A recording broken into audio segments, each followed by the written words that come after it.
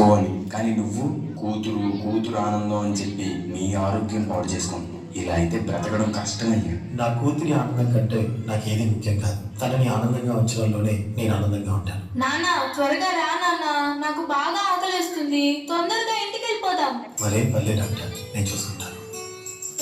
నాన్న నాకు బాగా ఆకలిసినప్పుడు ఆ ఆకలి తెలియకుండా ఒక పాట పాడతారు కదా, పాడండి నాన్న.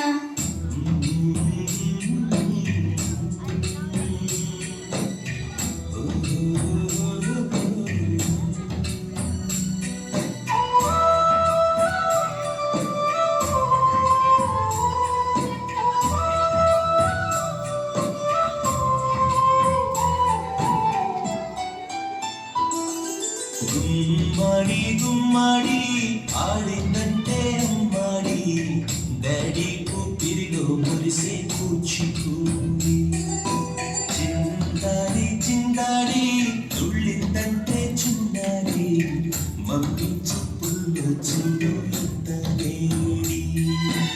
నాన్న కాళ్ళు నొప్పి వస్తున్నాయి నాన్న. పొద్దంటే వినదే పగలంతా ఆడి పాడి ముద్దైన తినదే పరిగెత్తే పైడి లేడి చిలకల్లే చెవిలో ఎన్నో సునాడి పడుకోవే పన్నెండైనా ఏం చెయ్యాలి. గుమ్మాడి గుమ్మాడి ఆడిందంటే అమ్మాడి డాడీ ఊపిరిలో మురిసే కూచిపూడి. ఏ చంద్రయ్య చంద్రయ్య, ఎక్కడయ్యా నా అద్దె డబ్బులు? 6 నెలల నుండి అడుగుతున్నాను, ఈ రోజుకి ఇంకా ఇవ్వలేదు. ఇలా అయితే ఉండద్దయ్యా. నా ఇల్లు ఇప్పుడే ఈ క్షణమే ఖాళీ చేసి వెళ్ళిపోండి.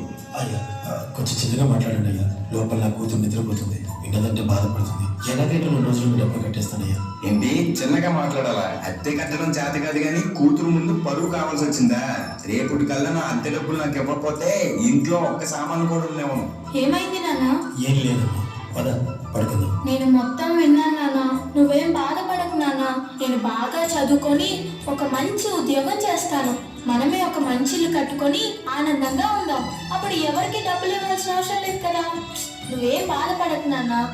ఎన్నెన్నో ఆశలతో పెంచానమ్మ గుండెల్లో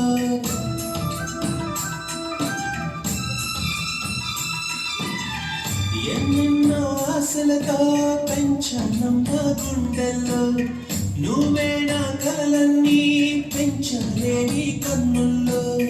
నా తల్లివి నువ్వో నీ తండ్రిని నేను ఎవరినెవరు దారిస్తున్నావు.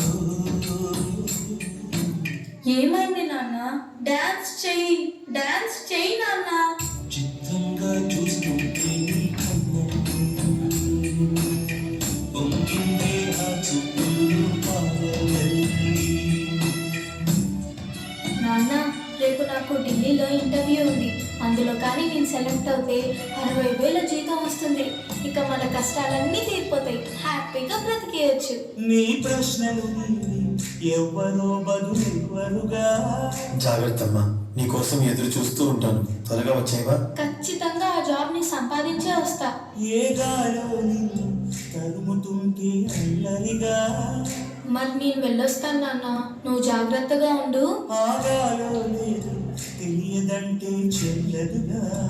ఈ జాబ్ నాకు చాలా అవసరం. మా నాన్న నా కోసం ఎంతో కష్టపడ్డాడు. మా నాన్నని హ్యాపీగా ఉంచాలంటే ఈ జాబ్ నాకు రావాలి.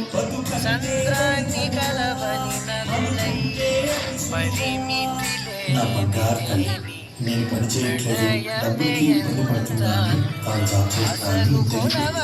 సరే ఎన్ని రోజులు అనుకున్నా తెలియదు. తనకి జాబ్ వస్తే తనే హ్యాపీగా ఉంటుంది. నా బాబుకి జాబ్ వస్తుంది. దేవుడు ఉన్నారు, జాబ్ ఖచ్చితంగా వస్తుంది.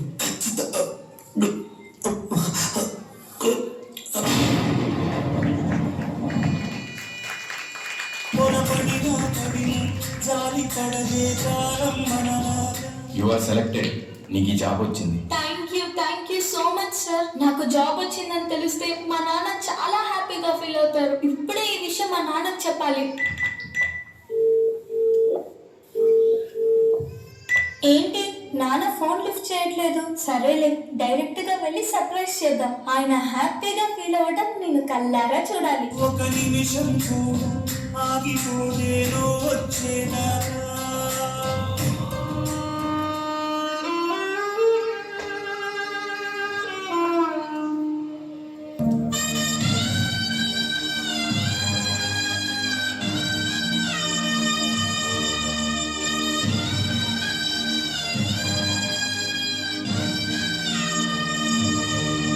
నాన్న లేకు నాన్న, నాకు జాబ్ వచ్చింది నాన్న, మనం హ్యాపీగా బతికేయచ్చు నాన్న. నాన్న లేకు నాన్న, నాకు భయం వేస్తుంది నాన్న. నాన్న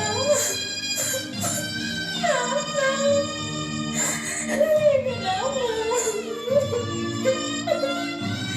నాన్న ప్లీజ్ నాన్న, లెగిసి చూడు నాన్న. అందులో కానీ నీకు సరిగ్గా 60,000 జీతం వస్తుంది.